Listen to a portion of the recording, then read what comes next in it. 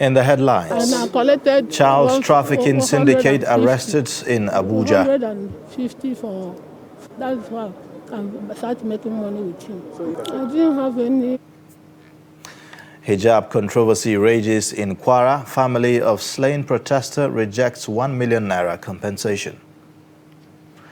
Information Minister Lai Mohammed visits Media Trust Limited, blames insecurity on absence of governance at local level.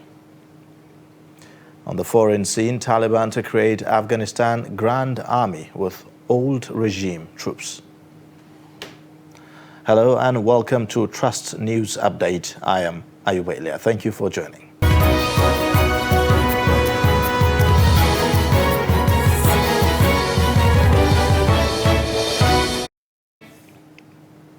The details now. Police in the Federal Capital Territory, Abuja, say operatives have arrested a syndicate of child traffickers in a renewed commitment in boosting strategies towards securing lives and properties of residents within the nation's capital. The Commissioner of Police, Sunday Babaji, gave the assurance during the command's routine parade of suspects and media briefing to update residents on the activities of the command. Trust TV's Sagir Ibrahim has more. The Commissioner in his address commended residents for their collaboration with the force and added that new strategies had been put in place to meet up with new security challenges being faced in the FCT. I want to use this opportunity to once again assure the good people of the territory that more than ever before, our commitment are fired up and driven double. The strategic deployment of our security apparatus is more than sufficient to combat any criminal emergency in the FCT. Among those paraded were a child trafficking syndicate who specializes in the abduction and illegal enrollment of children in unregistered orphanages and then sold. I paid for the orphanage, I registered from orphanage because he said that I should go through social welfare. And I collected 150 for him to represent the one that the orphanage did not give me. That's why I started making money with him.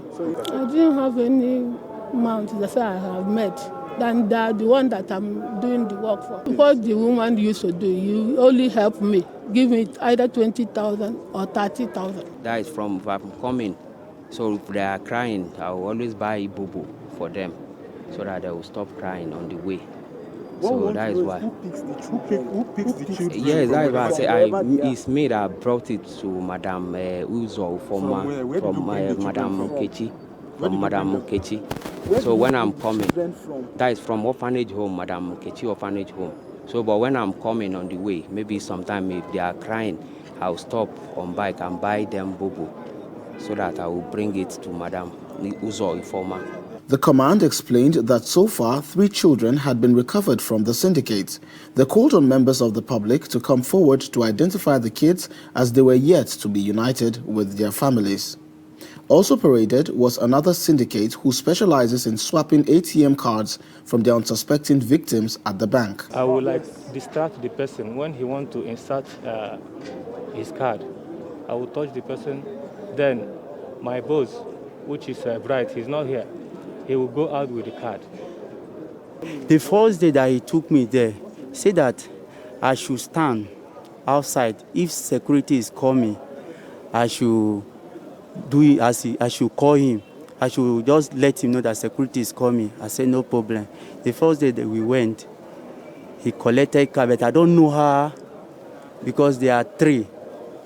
Me, big 4. I don't know how they do the work. The first time he gave me 22,000. The second one he gave me 6,000.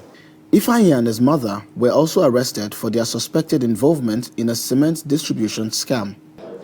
They said that I should come, that money enter my account. I said, who put money in my account tonight? I don't know anything about that. The true story is that I'm not the actual person that is doing this business. Understand?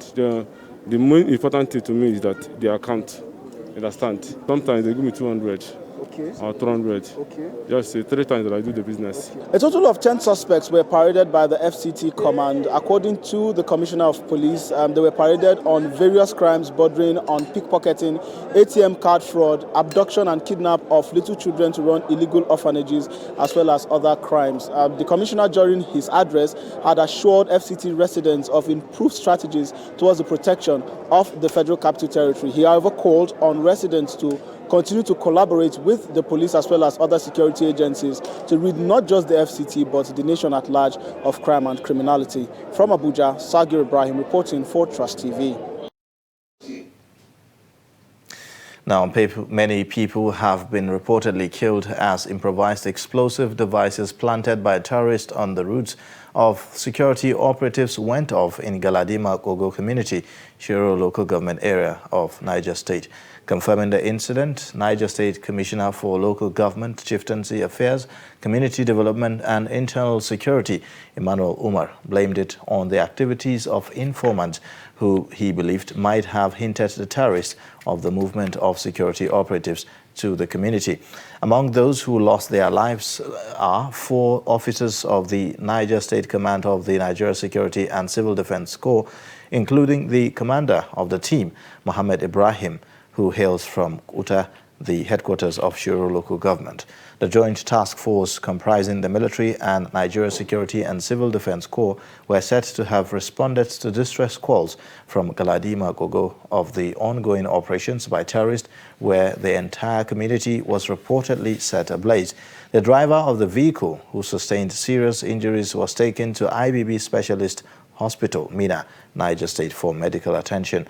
Galadima Kogo and its neighboring communities have been under the terrorist and bandit siege since Friday, where no fewer than 8 persons were killed between Friday night and Sunday afternoon.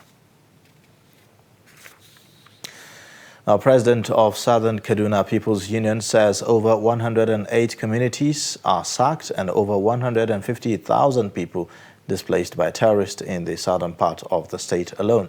Jonathan Asake said this when the union and a non-governmental organization visited internally displaced persons camps in 3 local government areas in the zone. The camps are located in Chikun, Jema'a and Zango Kataf. The union and NGO distribute food items as well as free health care services to them. The report. Narrating their ordeal, the internally displaced say that their loved ones were killed, while others are still missing with valuables and properties destroyed. Now, these people come to rape our women, they come to do a lot of things, and so we have no choice. Our people had no choice, but they have to come and look for safety. They keep on coming to attack us, kidnapping people and killing our men. So we could not wait any longer. We have to leave and come here. Members of the NGO said that they will come up with a skills acquisition program and train the internally displaced persons to become self-reliant. Our engagement with stakeholders in the field also showed that people require medical support. We understand that there are people that have had to be amputated just because they couldn't afford 2,000, 5,000 naira for medical bills.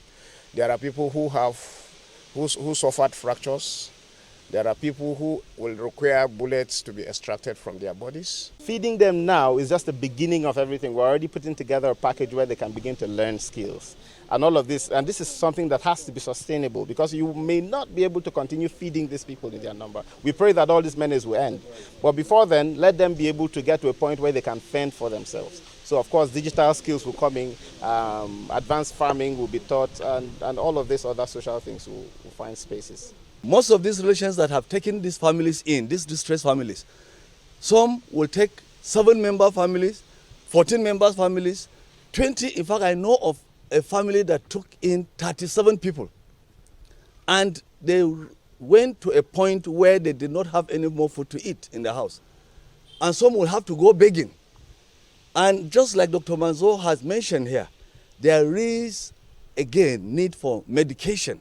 Between January and February, over 50 persons have been killed in Zango Kataf, Kauru and Kaura local government areas of the zone. Now, Muslims and Christians in Gombe meet to strengthen interreligious harmony in the state. Northeast Development Commission convened the meeting to promote dispute and conflict resolution in a multi-religious and multi-ethnic society. Ibrahim Ismail reports.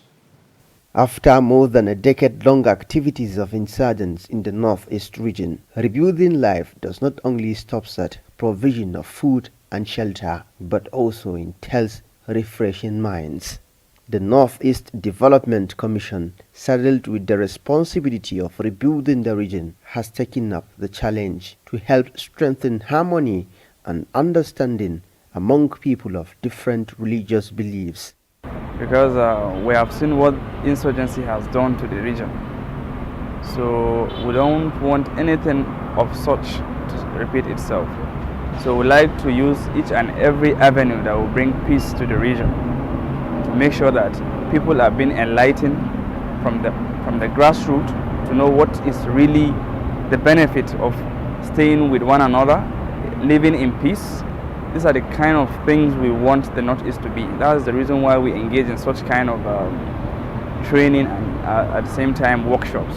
Participants were chosen from Christian and Muslim faith with the support of community leaders. On behalf of the government, we are delighted because this is a kind of engagement and help. We are looking for corporate organizations and other developmental organizations to come in and partner with the state government to help and develop our people, the society in general. The issue of conflict resolution and peaceful togetherness cannot be overemphasized. So we are really happy on behalf of the government to have this kind of engagement in Gombe. Some of the participants shed more light on their experience in the sessions. Because I have learned a lot that we have to actually tolerate one another for us to live in peace. We need to respect, each other's religion.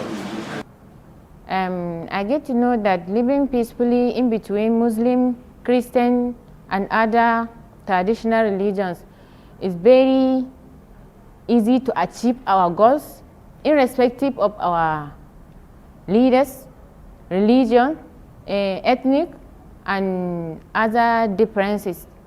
I learned so many things about the religion's bias which is happening among our society. So I learned how to settle with a person which is not on the same religions with him, like a Christian and Muslim. You have to settle with the Christian and take him like his brother, because don't show him any religion bias.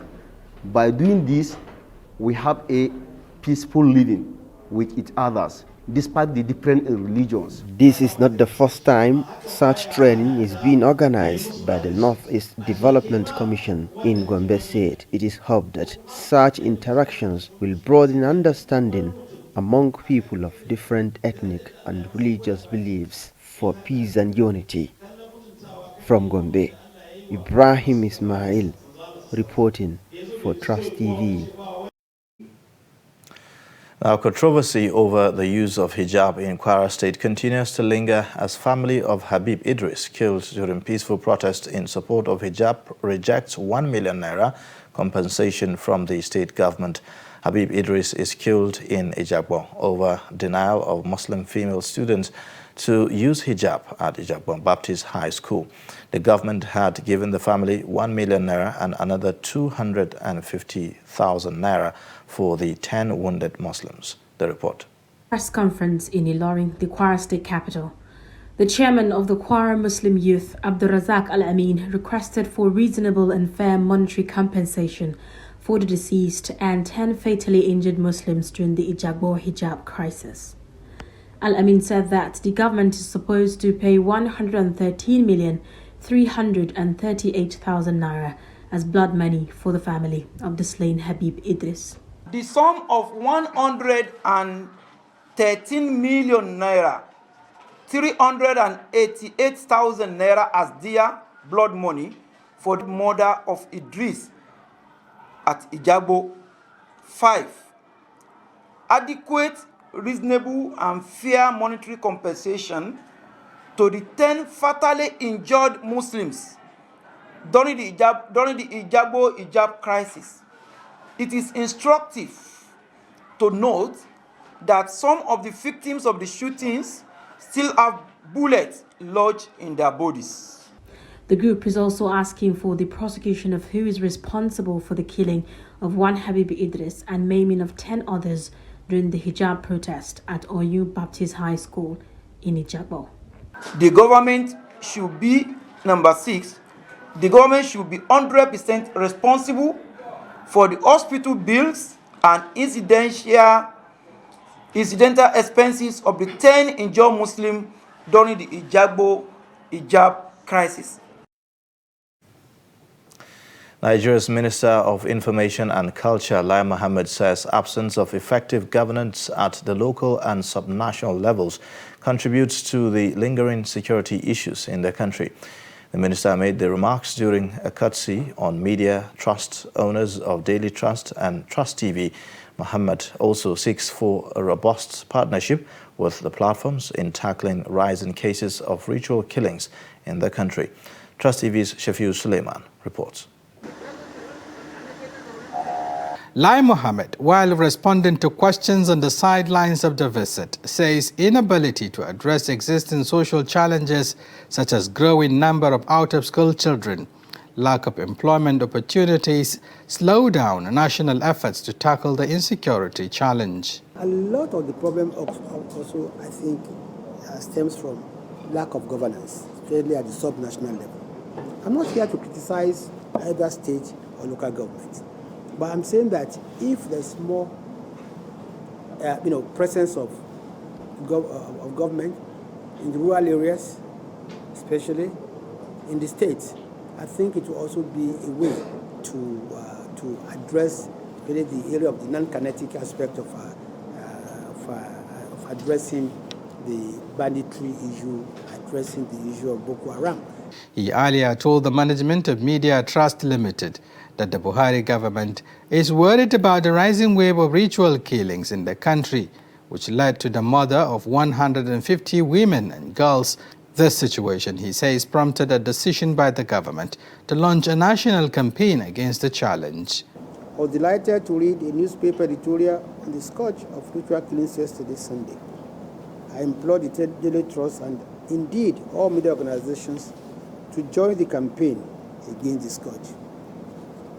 For those who may still be in doubt, ritual killings have assumed a worrisome dimension in recent years. According to an NGO, Foundation for Partnership Initiatives in the Niger Delta, 150 women and girls were killed for ritual purposes between January 2018 and December 2021. The management, led by the acting chief executive officer, appreciates the minister's visit, which affords the opportunity for a robust engagement between the two parties for a mutually beneficial relations. The important takeaways for me is the sensitive issue of ritual killing that you mentioned repeatedly in your speech, which is of concern to any sensible Nigerian, whoever he is. This should concern us. And I think as a media house, we will do all we can to support the government.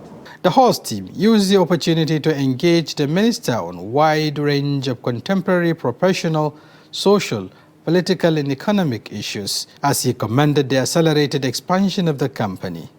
I want to use this opportunity to congratulate Media Trust Limited on the debut of their TV channel, Trust TV, which is already making waves in the industry. I heard from the grapevine I will soon be invited to appear on the new TV channel. I await the invitation. He is later taken around some operational areas. Shafiu Suleiman, Trust TV News, Abuja. An investigative panel set by Zamfara State Chief Judge Justice Kulu Aliyu has begun sitting in Gusau with former Permanent Secretary and Chief Accounting Officer in the Office of the Deputy Governor, Mahdi Gusau, giving his testimony. The witness told the panel that the Deputy Governor misappropriated funds The permanent secretary, who is the third witness out of the 7 witnesses who presented their testimonies during the maiden sitting of the 7-man investigative panel probing the state's Deputy Governor Mahdi Gusau over impeachment allegation against him. The state's Deputy Governor Mahdi Gusau, who is the respondent on the case, however, did not appear nor send counsel to represent him before the probe panel. The complainant, who is the Zamfara State House of Assembly, is accusing the state's Deputy Governor Mahdi Gusau of breach of the Constitution, financial fraud, and abuse of office. The Assembly had presented 7 witnesses to testify before the probe panel and submit evidence. Chairman of the probe panel, retired Justice Halidu Soba, adjourned the proceedings to Tuesday, 22nd of February 2022 for continuation of sitting. The 7 witnesses were the Secretary to the Zamfara State Executive Council, Abubakar Muhammad, the State Head of Service, Kabiru Muhammad, former Permanent Secretary and Chief Accounting Officer in the Office of the State's Deputy Governor, Mainasara Shehu Bakura, Director, Finance in the Deputy Governor's Office, Maikano Muhammad Yanrua, and others are cashier in the Office of the Deputy Governor, Lawali Adamu, Saidu Abdullahi, and Yusuf Sabo. And you know that the weather of that time is nothing as it's very good. So it was better how we decided to negotiate this issue. And by the provision of the Constitution, once the House started this process, no court, no court shall be dealt with. The provision of the Constitution is the supreme law of the country. And the Constitution is supreme. Any other law that contradicts the Constitution. You're watching Trust News Update. Coming up, how Nasarawa mechanic survives bandits' attack. Details and more shortly.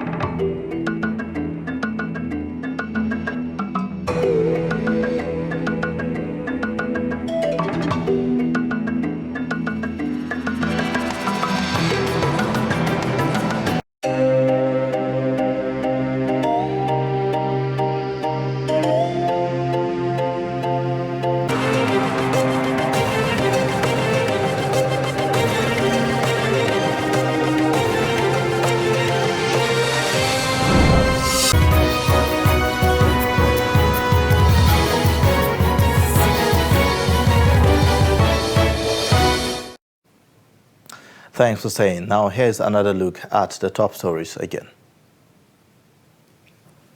Police in the Federal Capital Territory, Abuja, say its operatives have arrested a syndicate of child traffickers. Plus, controversy over use of hijab in Kwara State continues to linger as family of Habib Idris, killed during peaceful protest in support of hijab, rejects 1 million naira compensation from the state government. And now on COVID-19, Nigeria has recorded 32 COVID-19 infections in 4 states and the Federal Capital Territory. The Nigeria Center for Disease Control, NCDC, in its update for Monday, showed that 38 persons were discharged after they recovered from the infection, meanwhile no death reported, bringing the total number of fatalities to 3,142. In total, 254,325 cases have been confirmed, with 230,793 recoveries. In other update, Hong Kong authorities say that they discovered COVID-19 in samples taken from the packaging of imports of frozen beef from Brazil and frozen pork skin from Poland. noting that they tested 36 samples from about 1,100 cartons of frozen beef imported from Brazil by sea and found 1 outer packaging and 2 inner packaging samples that tested positive. Now, imagine having to depend on others for support to do the most basic things in life that you have always done for yourself. Well, that's the pain that 25-year-old mechanic Yahaya Mohammed will have to live with after losing both hands to an attack by bandits in Doma, Nasarawa State. On 27th January 2022, Dalhatu Araf Specialist Hospital received a man covered in blood, with both hands chopped off. This young man is 25 years old Yahaya Mohammed, an automobile mechanic whose life and destiny were about to change forever.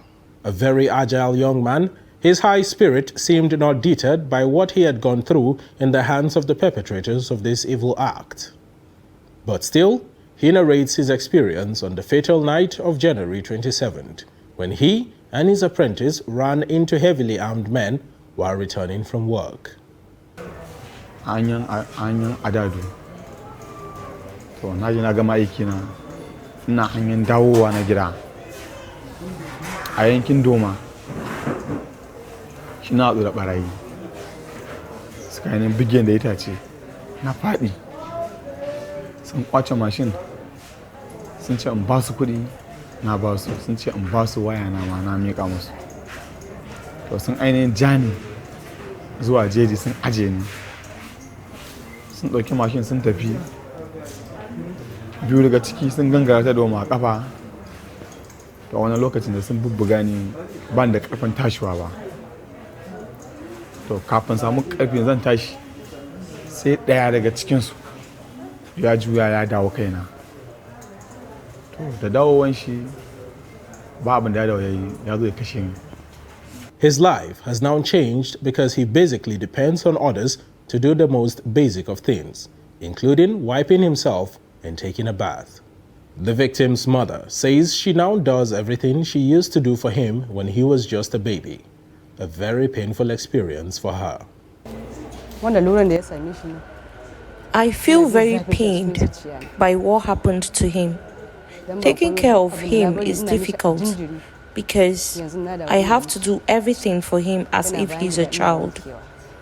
I bath him, feed him, and clean up after him. Even in his pitiful state, Yahaya still has a few words for those who committed the crime against him, while also advising others against engaging in such acts. Roƙona ga masu yi ta'addanci wanda zai iya daina, Allah ya sa ya daina.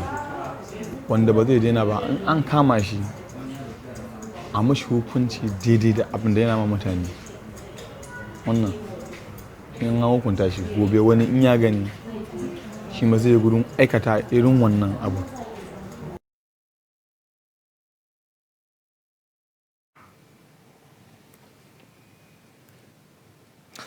A tragic story indeed. We'll now be reconnecting back to the live transmission on federal government's infrastructure development. Thank you for watching. Bye for now. Some Nigerians want to know